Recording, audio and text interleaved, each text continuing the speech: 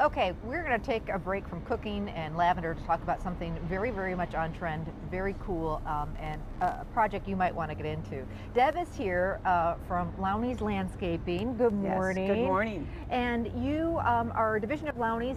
Tell me about what you guys do. Yes, well, we started a gift shop about a year and a half ago.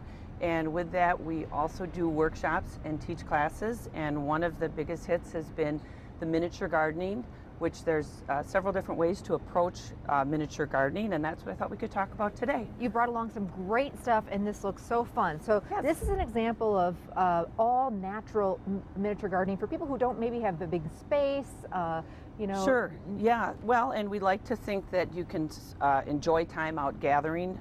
As we were talking about, grandparents and grandchildren, take a walk in the woods, find some neat pieces of nature. You could also plant this in your garden. We, of course, had to put it in the container to get it here today. But I love the container, just an old tub. Yes, very yes. fun. Got lots of old stuff over there. We like to continue to repurpose.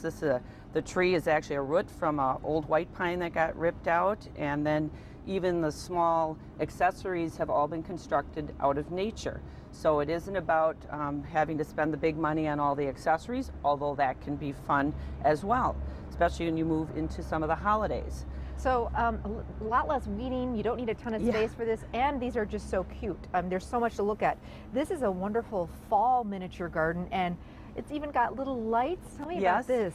Yes, well, it's always fun to, if you get one of these inside your house, to kind of change it out for the season. So this one's definitely representative of the fall. With the pumpkins. We got the pumpkins, we got some scary little tombstones in there, and we like to embellish it with the lights, which especially in the evening they have a great effect. That's a battery operated light, so you don't have to plug it in. I see a little hydrangea. Little dried hydrangea. Got some of those in my bushes right now. Yep, this is still quite large, so if you were into gardening but maybe don't want to get overwhelmed with something so big, you can move into some smaller gardens. How cute. Yeah, this is a succulent garden, and this is a remnant for the bad storms that hit Appleton a couple weeks ago, and this was a beautiful gazing ball that one of the gals repurposed. Well, it all broke apart. What a great idea. Don't throw it out. Yeah. Just turn it into something magical. Yeah, if you take anything from this segment, don't throw it out.